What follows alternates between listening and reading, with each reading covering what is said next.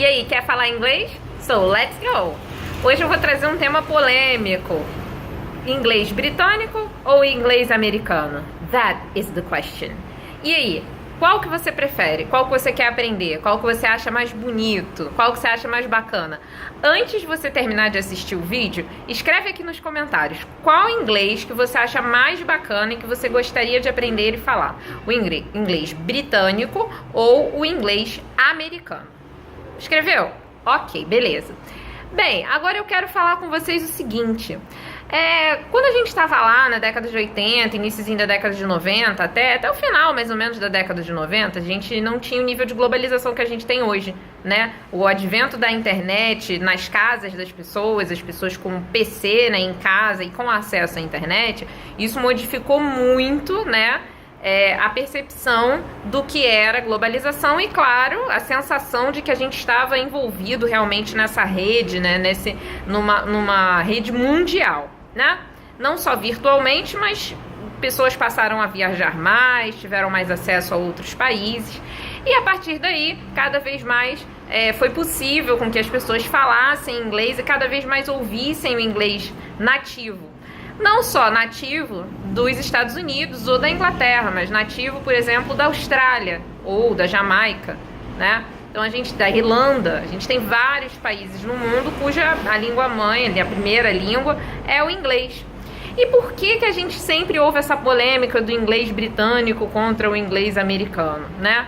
Na verdade, existem algumas diferenças. Vou colocar aqui para vocês. Primeira diferença é a pronúncia, claro. Assim como a gente tem o português aqui, que a gente fala no Brasil, e em Portugal tem outro tipo de português, a gente também tem o inglês com um sotaque diferente onde quer que ele seja falado. E além disso, a gente tem as regionalidades locais mesmo, como assim, aqui no Brasil, no Nordeste é um tipo de sotaque, no Sul é outro, aqui no Sudeste é outro tipo de sotaque. Né, e varia ainda entre micro-regiões, porque a gente tem no Rio de Janeiro, né, de onde eu sou, vocês já devem ter percebido pelo meu sotaque, dá para perceber que a gente fala de um jeito diferente de São Paulo ou de Minas. Bem, mas de maneira geral a gente compreende quem é o falante brasileiro e quem é o falante português, dá para diferenciar, assim também dá para diferenciar o falante inglês, britânico e o falante americano. Bem, onde que eu quero chegar? Existem algumas pronúncias, como por exemplo, vocês já devem ter ouvido falar o nome da Anitta, a cantora Anitta, né? E fazem até uma brincadeira, agora que ela tá seguindo uma carreira internacional, o pessoal aqui do Brasil fica brincando, chamando a Anitta de Anira. Por quê? Porque nos Estados Unidos, né, as pessoas chamam a Anitta de Anira.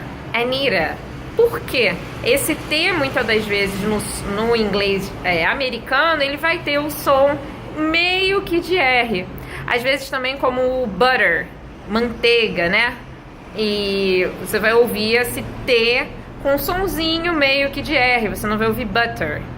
Já no inglês britânico, você ouviria algo próximo de butter. Não digo que é exatamente isso, porque o inglês que eu aprendi a falar foi inglês americano, pelo fato de eu ter morado nos Estados Unidos. Bem, onde eu quero chegar com isso tudo, né? A gente tem algumas diferenças na fala, né? No que você ouve. A gente tem algumas diferenças também na escrita, né? Por exemplo, organize.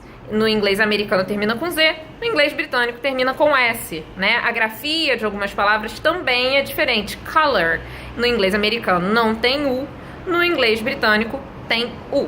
Ok, são alguns detalhes que você, como estudante de uma língua estrangeira, vai ter que se adaptar. Porém, hoje a gente tem pessoas falando inglês no mundo inteiro. Sempre tivemos, mas hoje mais do que nunca. Hoje pessoas em vilarejos remotos, em lugares distantes de tudo, têm acesso à internet e conseguem ter um aprendizado de inglês. Então, bem, chegando a essa conclusão, a gente vai ouvir pessoas lá do interior da Índia e uma pessoa de Dublin falando inglês. E o que você quer dizer com isso, Nani? Bem, o que eu quero dizer é o seguinte: todas essas pessoas, a contribuição da comunidade global ao idioma inglês influenciou muito a maneira como que as palavras são pronunciadas, e não só isso, mas também como a forma, não a ortografia em si das palavras, mas várias expressões foram acrescentadas, foram adaptadas, começaram a ser aceitas de tanto serem usadas. Isso que é o bonito da língua, né? A língua é uma coisa viva, ela não está morta, então ela se adapta, ela muda para poder, justamente como todos os organismos vivos, sobreviver.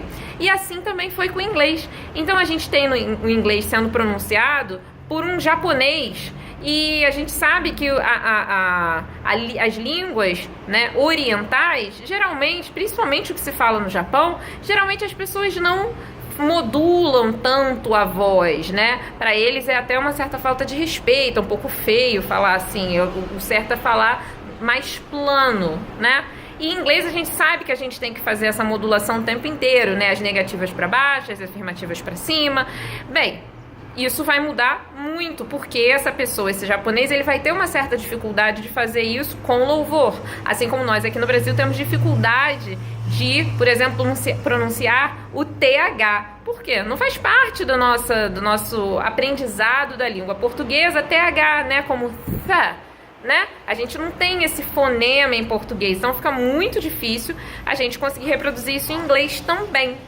Então, voltando à minha pergunta inicial, inglês português, inglês britânico ou inglês americano?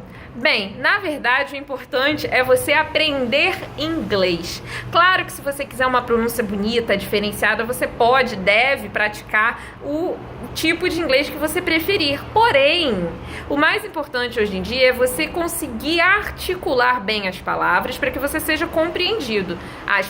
Com as palavras, com as frases, com, né, todo o discurso que você fizer. Então o importante é você compreender a pronúncia correta, não de acordo com o americano ou com o britânico, mas uma pronúncia global que possa ser compreendida. Isso está acima de qualquer pronúncia local, nacional, de qualquer identidade específica, tá bom? Então fica a dica e let's go!